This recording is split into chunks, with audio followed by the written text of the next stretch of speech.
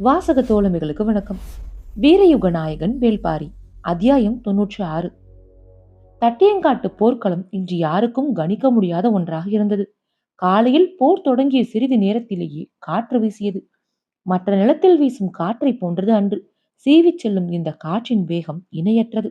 குளவந்திட்டின் பின்புறம் உள்ள கணவாயில் இருந்து சீற்றத்தோடு வெளிவந்து தண்டியங்காடெங்கும் இருக்கும் ஈக்கி மணலையும் கருமணலையும் உருட்டி எடுத்துக்கொண்டு போனது. பரன்மேல் நின்றிருந்த திசைவேலர் ஒரு கணம் நடுங்கி போனார். காற்றின் வேகம் பரனை இழுத்து ஆட்டியது. கம்பங்களை இறுக பிடித்து நின்றார். அவரின் கண்களின் முன்னால் நாளிகை வெட்டிலை தூக்கி எறிந்தது. நாளிகைக்கோல் எங்கோ பறந்தது. மாணவன் ஒருவன் அவற்றை பிடிக்க முயன்றான். ஆனால் கன நேரத்தில் அவை மறைந்து விட்டன. காற்றின் வேகம் அளவிடற்கு அரியதாக இருந்தது. செம்புழுதி மேலேறி வந்து கொண்டிருக்கும் பொழுதுதான் எண்ணிலடங்காத அம்புகள் காற்றோடு பறந்து சென்றதை பார்த்தார். அவருடைய கண்களையே அவரால் நம்ப முடியவில்லை.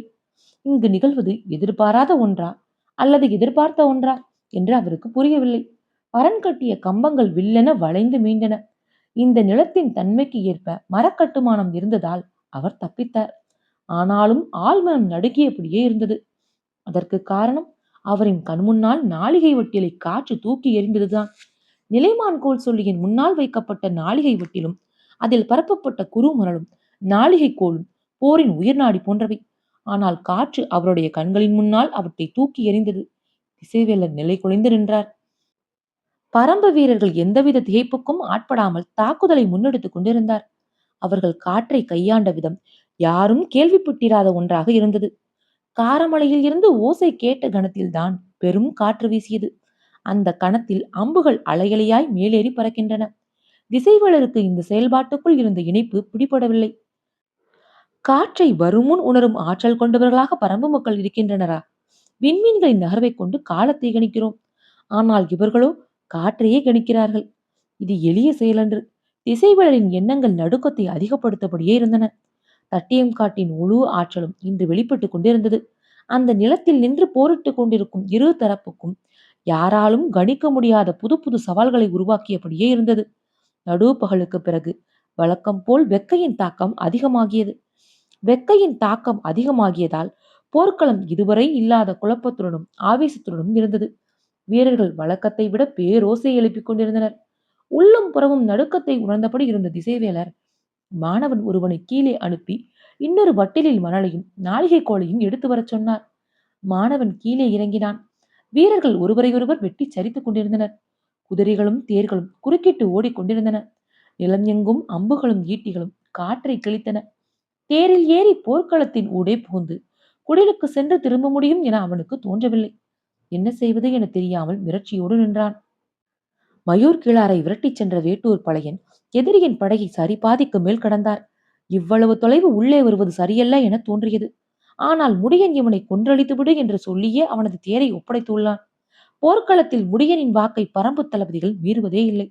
அது மட்டுமல்ல, மயூர் கிழாரை கொள்வதை விட முக்கிய வேலை இந்த போர்க்களத்தில் வேறு இல்லை. எனவே பழையன் விடாது விரட்டிச் சென்றார். முன்திட்டப்படி படையின் ஓரப்பகுதியாகவே சென்று கொண்டிருந்தார் மயூர் கிழார். அதனால்தான் இவ்வளவு தொலைவு முடியனின் தேரை இழுத்து வர முடிந்தது. குறிப்பிட்ட அளவு தொலைவு கடந்ததும் பின்தொடர்வது வருவது முடியன் அல்ல, வேட்டூர் பழையன் என்பதை மயூர்கிழார் அறிந்துவிட்டார். ஏற்கனவே வகுக்கப்பட்ட திட்டப்படி உள்ளிழுத்து செல்ல வேண்டியது முடியனைத்தான். அவன்தான் முதலில் பின்தொடர்ந்து தாக்குதல் தொடுத்தபடி வந்தான். இடையில் பழையன் எப்போது மாறினார் என்பது மயூர்கிழாருக்கு விளங்கவில்லை. மயூர்கிழாருக்கு நீலன் மீதும் வேட்டூர் பழையன் மீதும் தான் அதிக கோபம் இருந்தது.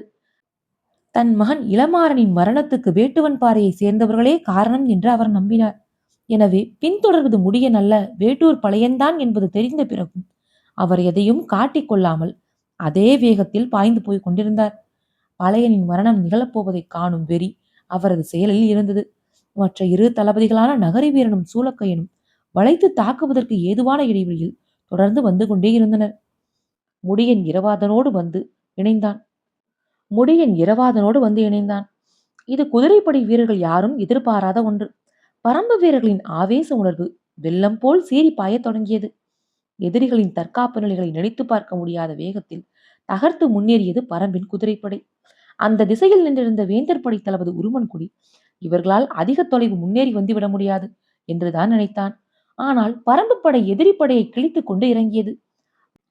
வாள்வீச்சும் அம்புகளின் தாக்குதலும் எதிர்கொள்ள முடியாத வேகத்தில் இருந்தன. நேற்றைய தாக்குதலில் தனது படையில் இருந்த பெரும்பான்மையான குதிரைகளை இழந்தான் உருமன்கொடி. அப்படியிருந்தும் இன்று வாள்வீரர்களை பெரும் பகுதியாக தனது அணிகளில் நிறுத்தி மிக குறைவான குதிரைகளை பின்னிலையில் நிறுத்தியிருந்தான். ஆனால் எதிரிகளின் தாக்குதல் ஈடுகெடுக்க முடியாததாக இருந்தது.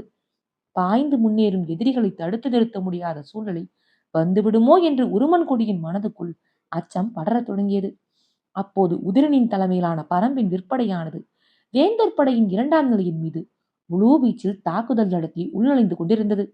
களத்தின் மையப்பகுதியை வழக்கம் போல் தனது முழு கட்டுப்பாட்டில் வைத்திருந்தான் உதிரன். உண்மையில் பரம்பு படையின் அச்சு உதிரனின் கையில்தான் இருந்தது. வேந்தர் படை பரம்பு படைக்குள் எளிதில் நுழைய முடியாத தன்மையை உருவாக்குவது மட்டுமல்ல, தேவைப்படும் நேரத்தில் வேந்தர் படையை தாக்குதலின் மூலம் திசை திருப்பவும் உதிரனால் முடிந்தது. வேந்தர் படையின் வில் வீரர்கள் எய்யும் அம்பை விட 2 மடங்கு தொலைவுக்கு பரம்பு படை அம்பு எய்வதால் எதிரிகளால் அருகில் நெருங்கவே முடிவது இல்லை. எனவே 2 நாள் போரிலும் சிறு பாதிப்பு கூட விற்படைக்கு ஏற்படவில்லை. உதிரனுக்கு இன்றைய போரில்தான் முழு வேகத்தில் தாக்கி முன்னேற அனுமதி கொடுக்கப்பட்டது. இதற்காகத்தான் அவன் காத்திருந்தான். உதிரனின் வேகம் காலையில் இருந்தே எதிரிகளால் ஈடுகொடுக்க முடியாததாகத்தான் இருந்தது. நடு பகலுக்கு பிறகு நிலைமை மேலும் மோசமானது. பரம்பின் விற்படை வேந்தர் படையின் இரண்டாக பிளந்து உள்நுழைந்த பொழுதுதான் முடியன், இரவாதன் ஆகிய இருவரின் தாக்குதலையும் எதிர்கொள்ள முடியாமல் உருமன்கொடி திணறி நின்றான்.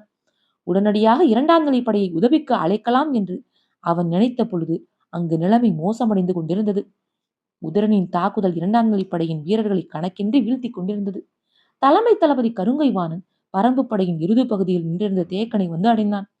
அவன் இங்கு வருவான் என்று தேக்கன் உள்ளிட்ட யாரும் எதிர்பார்க்கவில்லை. அவன் வருவது அறிந்ததும் சீழ்கை ஒலி எழுப்பினான் தேக்கன்.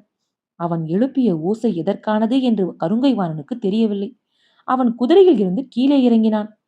கடுமையான வாழ்வீச்சுக்கு பிறகும் கிழவன் மீண்டும் போர்க்களம் வந்து நிற்பதே கருங்கைவாணனுக்கு வியப்பை ஏற்படுத்தியது. ஆனாலும் அவனது வாழ்வு அடுத்த சில கணங்களில் முடியப் போகிறது என எண்ணியபடியே உரையில் இருந்து வாளை உருவினான். தேக்கனோ வாளை ஏந்த ஆயத்தமாக இல்லை. கருங்கைவானை பார்த்தபடியே நின்றிருந்தான். வீரர்கள் வாழ்வீச்சுக்கு இடம் விட்டு விலகினர். அப்போது அங்கு வந்த குதிரையில் இருந்து கூழையன் இறங்கினான். தேக்கனின் சீழ்கை ஓசையானது கூழையனுக்கானது. கருங்கைவாணன் கூழையனை பார்த்ததும் அறிந்து கொண்டான், இவன் பரம்பின் தேர்ப்படை தளபதி என்று. கூழையன் குதிரையில் இருந்து இறங்கினான். தேக்கன் போரிட ஆயத்தமாக இல்லாதது ஏன் என்று கருங்கைவாணனால் புரிந்து கொள்ள முடிந்தது. கிழவன் கடுமையான வலியோடு நின்று கொண்டிருக்கிறான். ஆனாலும் போர்க்களம் நீங்கக்கூடாது என்பதற்காக வாளேந்தி நிற்கிறான் என எண்ணியபடி கூழையனை நோக்கி முன்னகர்ந்தான். தேக்கன் கூழையனை நோக்கி சத்தமாக சொன்னான், இவன் அதிக நேரம் நிற்க மாட்டான். ஓசை கேட்டதும் பின்னால் ஓடிவிடுவான். எனவே ஏறி தாக்காதே, வாங்கி தாக்கு. தேக்கன் சொன்னது கருங்கைவாணனுக்கு தெளிவாக கேட்டது. சுழற்றிய வாளோடு உள்ளிறங்கியவனை அந்த சொல் ஒரு கணம் தாக்கி நிறுத்தியது. கிழவன் ஏன் இதை சொல்கிறான் என்று கருங்கைவாணன் எண்ணத் தொடங்கிய பொழுது இயற்கையாகவே அவனது கவனம் படகின் பின்பக்கம் இருந்து எழும் ஓசையை அனுமானித்தது. கிழவன் வீசிய முதற் சொல் கருங்கைவாணனின் கவனத்தை சிதறச் செய்தது. கூழையன் விற்போரில் நிகரற்ற வீரத்தை வெளிப்படுத்தக்கூடியவன். ஆனால் வாழ்வீச்சில் பெருவீரன் என சொல்லிவிட முடியாது. அதுவும் வேந்தர் படையின் தலைமை தளபதியான கருங்கைவாணனின் வாழ்வீச்சை கூழையனால் எதிர்கொள்ள முடியாது. எனவேதான் எதிரியின் கவனத்தை திருப்பும் உத்தியாகவும் இதை கையாண்டான் தேக்கன். கருங்கைவாணனால் படையின் பின்புறத்தில் இருந்து எழும் ஓசையை மதிப்பிட முடியவில்லை. ஆனால் பரம்பு தளபதி முடியன் வழக்கத்துக்கு மாறாக முற்பகலிலேயே முன்னேறி வந்ததும் காற்றில் பறந்த கணக்கற்ற அம்புகளும் அவனது எண்ணத்தை குறுக்கிட்டபடியே இருந்தன. ஆனால் கூழையன் கண்ணுக்கு முன்னால் வாளை சுழற்றி இறங்கிவிட்டான். கருங்கைவாணனின் கண்களில் இருந்த குழப்பத்தை தேக்கனால் அறிய முடிந்தது. முழு வேகத்தில் வாழ்வீச்சை தொடங்க முடியாத சிறு குழப்பத்தை தன்னுள் உணர்ந்தான் கருங்கைவாணன். பரம்பு படையின் கடைசி பகுதியில் அவன் இருக்கிறான் என்பதும், பரம்பு வீரர்கள் காற்றில் எய்த அம்புகள் அவனது படையின் பின்பகுதியை ஒருவேளை தாக்கி இருக்கக்கூடும் என்பதும் அவனது கவனத்தை முழுமையாக கவ்விக்கொண்டன. இவையெல்லாம் எதிரிகளின் தெளிவான திட்டமிடல் என்பதை அவன் உணரும் வேளையில் கூழையனின் வாள் முன் சுழன்று வந்தது. கருங்கைவாணனைப் போல தேக்கனும் அந்த கணம் அதிர்ச்சியடைந்தான். வாங்கி தாக்கத்தானே சொன்னோம், இவன் ஏன் ஏறி பாய்கிறான் என்று தேக்கன் சற்றே அதிர்ச்சிக்குள்ளானான். கருங்கைவாணனோ கவனத்தை சிதறவிடக்கூடாது என எண்ணியபடி வாளை ஏந்தி முன்னகர்ந்தான். பரன்விட்டு கீழிறங்கிய திசைவளரின் மாணவனுக்கு என்ன செய்வது என்று தெரியவில்லை. பொழுதாகி கொண்டிருந்தது. இன்றைய போர் முடிய இன்னும் 2 நாழிகைகள் தான் இருந்தன. எனவே வேக வேகமாக ஆசான் கேட்டதை கொண்டு போய் கொடுக்க வேண்டும் என்று பதற்றம் கொண்டான். சற்று தொலைவில் வேந்தர் படை வீரன் ஒருவன் பயன்படுத்திய கேடயம் ஒன்று இருந்தது. வேகமாக போய் அதை எடுத்தான். கேடயத்தை திருப்பி அதில் மண்ணை அள்ளி நிரப்பினான். குருதி தோய்ந்த அம்பு ஒன்று கிடந்தது. அதை எடுத்து 8 விரல் கட்டை அளவு நீளத்திற்கு ஒடித்தான். என்றும் இல்லாத அளவுக்கு போர்க்களத்தின் ஓசை இன்று பல மடங்கு அதிகமாக இருந்தது. என்ன நடக்கிறது என்று சுற்றும் முற்றும் பார்த்தபடி பரன்மேல் ஏறத் தொடங்கினான். மயூர் கிழாரின் தேர் முன் திட்டமிட்டபடி 3ஆம் நிலைப்படையின் இறுதிப் பகுதிக்கு சென்றது. ஆனால் அங்கு பெரும் குழப்பம் நிலவியது. கல்லூலி வேரால் ஆன அம்பை பிடுங்க முயலும் பொழுது அதன் வலியை நினைத்து பார்க்க முடியாத அளவுக்கு இருந்தது. அம்பின் உள்நுழைந்த பகுதி சுருண்டு விட்டதால் தசையோடு பீத்து கொண்டுதான் வந்தது. எனவே வீரர்களின் உடலில் தைத்த எந்த அம்பையும் பிடுங்க முடியவில்லை.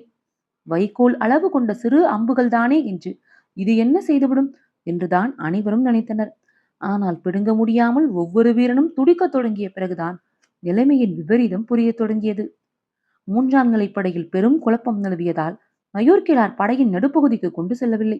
மாறாக ஓரப்பகுதியின் வழியே படை நின்றிருக்கும் பகுதிக்கு வெளிப்புறம் நோக்கி இழுத்துச் செல்லலாம் என்ற முடிவுக்கு வந்தார். தேரை ஓட்டும் வளவனிடம் வெளிப்புறமாக விரைந்து ஓட்டு என்றார். அவரின் தேரை தொடர்ந்து வந்து கொண்டிருந்தார் வேட்டூர் பழையன். இந்த போருக்கான முக்கிய காரணமாக இருப்பவன் மயூர்கிழார். இவன்தான் பரம்பை பற்றிய பல குறிப்புகளை வேந்தர்களுக்கு வழங்குபவன். அவன் இருக்கும் துணிவில்தான் காரமலையின் அடிவாரத்தில் இவ்வளவு பெரிய படையை கொண்டு வந்து நிறுத்தியிருக்கின்றனர் என்று அவனை பற்றிய எண்ணங்கள் மேலேறியபடியே இருந்தன.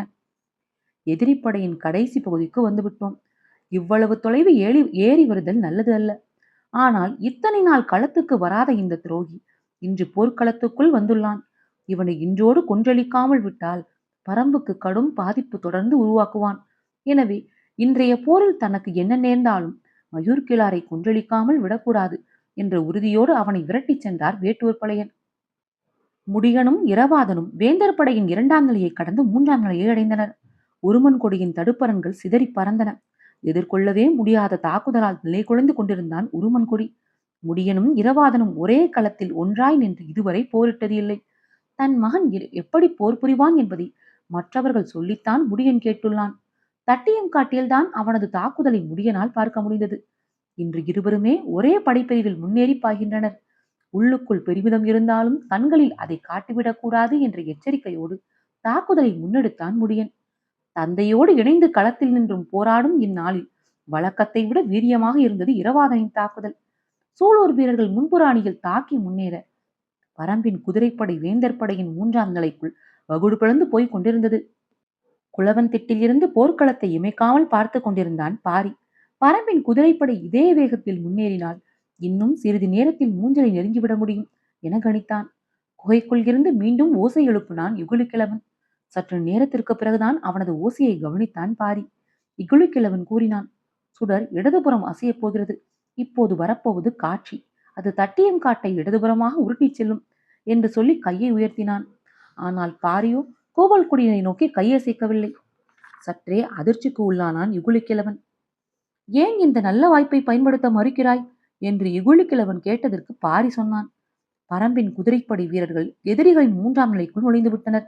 இந்த சூழலில் முதல் நிலையில் இருந்து எய்யப்படும் அம்பு 3ஆம் நிலையில் இருக்கும் நம் வீரர்களையே தாக்க வாய்ப்புண்டு. எனவேதான் உத்தரவிடவில்லை. இகுலிக்கிழவன் மீண்டும் விளக்கை பார்த்தான். சாய்ந்த சுடர் மீண்டும் நிமிர நேரமானது. தேக்கன் கூறியபடி வாங்கி தாக்காமல் ஏறி தாக்கிய கூழையன் ஒரு கட்டத்துக்கு பிறகு களைப்படைய தொடங்கினான். சிறிது நேரம் பின்புறப்படையில் எதுவும் நிகழ்ந்துவிடுமோ என்று கவனத்தை செலுத்திய கருங்கைவாணன் நேரம் கடந்த பிறகுதான் தாக்குதலை தீவிரப்படுத்தினான். தனது கவனத்தை திருப்பவே கிழவன் இப்படி சொல்லியுள்ளான் என நினைத்தான் கருங்கைவாணன். இப்போதும் கூழையன் தற்காப்பு நிலையில் நிற்காமல் முன்களம் நோக்கியே பாய்ந்து கொண்டிருந்தான். அவனது செயல் பொருத்தமானது இல்லை. எதிரிப்படை தளபதியை மிகவும் குறைத்து மதிப்பிடுவதால் இவ்வாறு செய்கிறான் என தேக்கனுக்கு தோன்றியது. ஆனால் போரிட்டுக் கொண்டிருப்பவனை நோக்கி சத்தம் போட்டு சொல்வது குழப்பத்தையோ தவறான புரிதலையோ உருவாக்கிவிடும் என்பதால் அமைதி காத்தான். கூழையன் அணிந்திருக்கும் மெய்க்கவசம் எவ்வளவு வேகமான தாக்குதலையும் வாங்கி நிற்கும். எனவே கவனமாக தாக்கினால்தான் இவனை வீழ்த்த முடியும் என நினைத்தபடியே வாளை சுழற்றினான் கருங்கைவாணன். இருவரின் கால்களும் பின்னல் வடிவில் வட்டக்களத்தில் நகர்ந்து கொண்டிருந்தன. சற்றும் எதிர்பாராமல் காற்று பெரும் வேகத்தோடு வீசியது. அப்போது எதிர் திசையில் கூழையனும் பரம்பின் திசையில் கருங்கைவாணனும் நின்று கொண்டிருந்தனர். இப்பெரும் காற்று வீசும் பொழுது காரமலையில் இருந்து ஏன் ஓசை எழுப்பப்படவில்லை? பாரி என்ன செய்து கொண்டிருக்கிறான் என்று கன நேரத்தில் கூழையரின் சிந்தனை காற்றின் வழியே குளவந்திட்டை அடைந்த பொழுது கருங்கைவாணனின் வாள் கூழையனின் கழுத்து பகுதியில் இறங்கி வெளியேறியது. மூன்றாம் நிலை படையை பரம்பின் குதிரைப்படை பிளந்து முன்னேறி கொண்டிருந்த பொழுது ஆபத்து அதன் உச்சத்தை அடைந்தது. உருமன் கொடியின் கைகளில் இருந்து படையின் கட்டுப்பாடு வலுவத் தொடங்கியது. ஒரு தளபதி வேறு வழியே இன்றி செய்யும் கடைசி செயலுக்கான உத்தரவை இட்டான். முச்சங்கு ஊதப்பட்டது. அது பேராபத்தை தெரிவிக்கும் குறியீடு. மற்ற சங்குகள் ஊதப்பட்டால் அது ஆபத்து பற்றி தலைமை தளபதிக்கு தெரிவிக்கும் செயல். அவர் உடனடியாக உரிய ஏற்பாட்டை செய்வார். ஆனால் முச்சங்கு ஊதப்பட்டால் தலைமை தளபதி உட்பட்ட அதை கேட்கும் ஒவ்வொரு தளபதியும் உடனடியாக அந்த இடத்துக்கு வந்து சேர வேண்டும். ஆனால் உடனடியாக வரும் நிலையில் வேந்தர் படை தளபதிகள் எவரும் இல்லை. நகரி வீரனும் சூளக்கையனும் முன்வகுக்கப்பட்ட திட்டப்படி படையின் பின்புறத்தை கடந்து மயூர்கிழரால் கொண்டு செல்லப்பட்டுக் கொண்டிருந்தனர். கருங்கை வாணனோ பரம்பு படையின் முன்களத்தில் ஏறி போய் போரிட்டுக் கொண்டிருந்தான். விற்படை தளபதி துடும்பனோ உதிரனின் தாக்குதலுக்கு ஈடுகொடுக்க முடியாமல் மிகவும் பின்னகர்ந்து கொண்டிருந்தான். உருமன் கொடி எதிர்பார்த்த எந்த ஒரு தளபதியும் உதவிக்கு வரவில்லை. பரம்பின் குதிரைப்படை தாக்குதல் இணையற்ற வேகத்தில் இருந்தது. முடியனும் இரவாதனும் கணக்கின்றி கொன்றளித்து முன்னேறினர். எங்கும் குருதி பீரிட்டது. சூலூர் வீரர்களின் பாய்ச்சலுக்கு முன் வேந்தர் படையால் நிலை கொள்ள முடியவில்லை. உருமன் கொடி முச்சங்கை மீண்டும் மீண்டும் ஊதச் சொன்னான். களத்தில் ஓசை எழுப்ப நிறுத்தப்பட்டிருந்த அனைவரும் இனி இந்த ஓசையே எதிரொலிக்க வேண்டும். நிலைமை மிக மோசமாகிறது என்பதின் அறிகுறி இது. மூன்றாம் நிலையில் மூஞ்சலுக்கு பக்கத்தில் முழு பாதுகாப்போடு நின்றிருந்த வேந்தர்களுக்கு இப்போதுதான் ஆபத்தின் அளவு புரிந்தது. தங்கள் தளபதிகள் ஒன்று கூட முடியாதபடி சிதறி கிடக்கின்றனர். எதிரிகளின் குதிரைப்படையோ மூஞ்சலை நெருங்கிக் கொண்டிருக்கிறது என தெரிந்ததும் புதிய விற்பனும் உதயஞ்சேரலும் உருமன் கொடிக்கு உதவ தங்களின் படைப்பிரிவினரோடு உறைந்தனர். சோழவேலன் விற்படை தளபதி துடும்பனுக்கு உதவ விரைந்தான். கூழையன் மண்ணில் சரிந்த பிறகு தேக்கன் களத்தில் இறங்கினான். கருங்கைவாணன் எதிர்பார்த்த வேட்டை இப்போது அவன் முன்னால் வாளேந்தி நின்றது. ஆனால் படையின் முன்வரிசையில் இருந்து மாறி மாறி ஓசை எழுப்புவதை போன்ற உணர்வு தொடர்ந்து இருந்தது. அவனால் துல்லியமாக கணிக்க முடியவில்லை. தேக்கன் வாளை ஏந்தி பிடித்தான். விலா எலும்பு குத்தி உள்ளிறங்குவது போல வழி எடுத்தது. ஆனாலும் நிலைமையை சமாளித்தாக வேண்டும். வாய்ப்பு கிடைத்தால் கருங்கை வாணனை கொன்றளிக்க வேண்டும் என்ற முடிவோடு மீண்டும் முன்னகர்ந்தான். இருவரும் சுழற்கட்டு கட்டி கேடயத்தை முன்னகர்த்தியபடி வட்டக்களத்தில் கால்களை நகர்த்தினர்.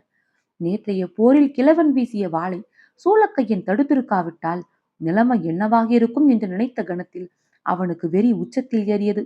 இன்றோடு இவனை கொன்றளிக்க வேண்டும் என்று வாளின் கைப்பிடி நொறுங்குவது போல இறுக்கி பிடித்தான். கால்கள் தாவி முன் செல்ல ஆயத்தமான பொழுதுதான் முச்சங்கின் பேரோசை இடைவிடாது எதிரொலித்தது. ஒரு கணம் நடுங்கி நின்றான். அப்படியென்றால் அப்போதிருந்து சங்கோசை கேட்டுக்கொண்டேதான் இருந்ததா? நிலைமை கைமீறியதால் தான் முச்சங்கை விடாது ஊத வேண்டிய நிலை வந்துள்ளது. கிழவன் சொன்னது உண்மைதானா என திணறி நின்றான் கருங்கைவாணன். தேக்கன் வலிமையோடு இருந்திருந்தால் இந்த கணத்தில் கருங்கைவாணனை வெட்டி சரித்திருப்பான். வாளை உயர்த்தியபடி செயலற்று நின்ற கருங்கைவாணனை நோக்கி பாய்ந்து வாள் வீச முடியாத நிலையில் தேக்கன் இருந்ததால் அவன் தப்பித்து போய் குதிரையில் ஏறினான். கண் பார்வையின் எல்லையில் மூஞ்சல் கூடாரத்தின் மேல்முனைகள் தெரியத் தொடங்கிய பொழுது பரம்பு வீரர்கள் உச்ச அளவு தாக்குதலை வெளிப்படுத்திக் கொண்டிருந்தனர். முடியனின் மனதுக்குள் பற்றி எறிந்த தீ சுழற்காற்றைப் போல வேகம் கொண்டது. எதிரிகளின் படை வீரர்களால் மறித்து நின்று போரிட முடியவில்லை. இந்நிலையில்தான் புதிய விற்பனும் உதயஞ்சேரலும் தங்களின் வலிமை மிகுந்த படையோடு வந்து சேர்ந்தனர். உடல் முழுவதும் கவசம் அணிந்த சிறப்பு படை வீரர்கள் எதிரிகளின் தாக்குதலை வலிமையோடு சந்தித்தனர். மூஞ்சலை கண்கொண்டு பார்த்த கணத்தில் பரம்பு வீரர்களின் தாக்குதல் எண்ணி பார்க்க முடியாத அளவுக்கு இருந்தது. வேந்தர்களின் சிறப்பு படை பிரிவு அவர்களின் வேகத்தை நிறுத்த பேராற்றலை வெளிப்படுத்தியது. கைகள் மட்டுமல்ல, முழு உடலும் நடுங்கியது. மணலின் மீது நீண்டு படர்ந்தது நாளிகை கோலின் நிழல். அதை உற்று பார்த்து கொண்டிருந்த பொழுது திசைவேளரின் கண்களில் நீர் பெருகியது. மனம் துடித்தது. பதற்றத்தில் அவரின் உடல் முழுவதும் ஆடத் தொடங்கியது. எதையும் வெளிக்காட்டிக் கொள்ளக்கூடாது என நினைத்தார். ஆனால் அவரது வயது அனைத்தையும் வெளிக்காட்டியது. கைகளை மெல்ல மேலே உயர்த்தினார். தட்டியம் காடு எங்கும் முரசின் ஓசை மேலெழுந்தது. மூன்றாம் நாள் போர் முடிவுக்கு வந்தது. அதிர்ந்து நின்றான் முடியன். முரசின் ஓசையை அவனால் நம்பவே முடியவில்லை. இன்னும் சிறு பொழுது இருந்தால் கூட நிலைமை வேறு மாதிரி ஆகியிருக்கும். பரம்பின் குதிரைப்படை வீரர்கள் அனைவரும் அளவு கடந்த ஆவேசத்தோடு போரிட்டனர். இலக்கை இவ்வளவு நெருங்கியும் பயனின்றி போய்விட்டதே என வேதனைப்பட்டான் இரவாதன். முடியனோ முதற்கணத்தில் ஏற்பட்ட ஏமாற்றத்தை மறுகணத்தில் சரி செய்து கொண்டான். மூஞ்சலை கண்கொண்டு பார்த்து விட்டோம். இனி பரம்பின் வெற்றியை யாராலும் தடுக்க முடியாது என தோன்றியது. போர்க்களத்தை விட்டு வெகு தொலைவுக்கு அப்பால் போயிருந்தனர் மயூர்கிழாரும் வேட்டூர் பழையனும். ஒருவரை ஒருவர் வீழ்த்தியே தீருவது என்ற உறுதியோடு விரைந்து கொண்டிருந்தனர். காரமலை குன்றுகளின் அடிவாரத்தில் முன் சென்ற மயூர்கிழாரின் தேர் பார்வையில் இருந்து சட்டென மறைந்தது. எந்த பக்கம் போனான் என நினைத்தபடி சற்றே திரும்பினார் வேட்டூர் பழையன். எதிரில் இரு தளபதிகளான நகரி வீரனும் சூளக்கையனும் 200 குதிரை வீரர்கள் சூழ வந்து நின்றனர். பழையன் விரைந்து வில்லுயர்த்திய பொழுது தளபதிகள் இருவரும் அம்பை நாணிற் பூட்டி இழுத்தனர். வெகு தொலைவுக்கு அப்பால் மெல்லியதாக கேட்டது முரசின் ஓசை. பழையன் நான்கிழுத்த அம்பை கீழிறக்கி மண்ணோக்கி விடுவித்தான். விடுபட்ட அம்பு மண்ணை குத்தி நின்றது. அதை பார்த்துவிட்டு நிமிர்ந்து எதிரியை பார்த்தான். ஆனால் அவர்கள் இருவரும் தத்தம் வில்களை தாழ்த்தவில்லை. நகரி வீரன் சொன்னான், போரின் விதிகள் போர்க்களத்துக்கு மட்டும்தான். நாமும் களம் நீங்கி நெடுநேரம் ஆகிவிட்டது. சொல்லும் பொழுதே விடுபட்டு சீறின அம்புகள். சட்டென தடுப்பு கேடயத்தை தூக்கும் முன் எண்ணற்ற அம்புகள் வந்து எகிரின. நெஞ்சில் தைத்த அம்புகள் எல்லாம் மெய்கவசத்தில் குத்தி முறிந்தன. ஆனால் வலது தோளிலும் இடது காலிலும் குத்திய இரு அம்புகள் குருதியை பீச்சின. கண்ணிமைக்கும் நேரத்தில் அம்புகளால் தாக்கப்பட்டு வளவன் மண்ணில் செறிந்தான். உருவிய வாளோடு தேரில் இருந்து குதித்து இறங்கிய பழையன் ஓடி மரங்களுக்குள் நுழைந்தான். தேரையும் குதிரையையும் விட்டுவிட்டு இறங்கிய வீரர்கள் அவனை விரட்டியபடி மலை ஏறினர். அப்போது ஓசை எழுப்பியபடி இன்னொரு புறத்தில் இருந்து வந்தார் மயூர்கிழார். இனி அவனை தொடர முயலாதீர்கள், அது ஆபத்தில் முடிந்துவிடும். சூளக்கையன் கத்தி சொன்னான். கை கால்களில் கடுமையாக தாக்கப்பட்டுள்ளான். அவனால் அதிக தொலைவு செல்ல முடியாது. ஆயுதத்தை கை கொள்ள முடியாது. எனவே அவனை எளிதில் கொன்றடித்து விடலாம் என்று விரட்டி கொண்டு மலையேறினர். இங்கும் அங்குமாக வேட்டூர் பழையனது உருவம் மறைந்து மேலேறி கொண்டிருந்தது.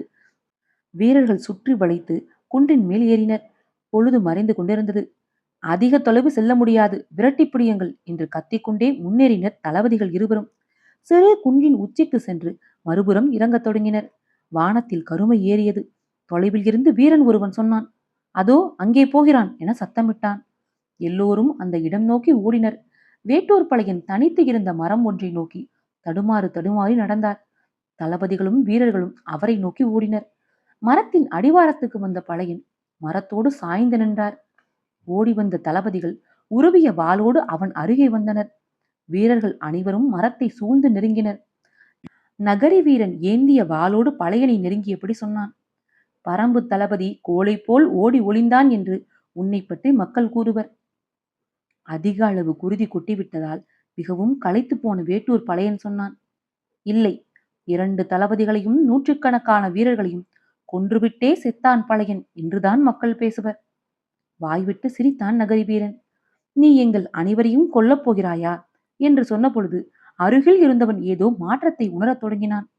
மூச்சுக்குழல் எரிச்சல் அடைய தொடங்கிய பொழுது மரத்தில் சாய்ந்திருந்த பழையன் சொன்னான், இனி நீங்கள் யாரும் உயிர் பிழைக்க முடியாது. உங்களின் மூச்சு காற்றுக்குள் சுனைகள் இறங்கிவிட்டன என்று கூறியவர் மரத்தோடு சரிந்தபடியே சொன்னார், இது ஆட்கொல்லி மரம். அத்தியாயம் 96 நிறைவுற்றது. காற்றோடும் உங்கள் காதுகளோடும் நான் எவி மயில.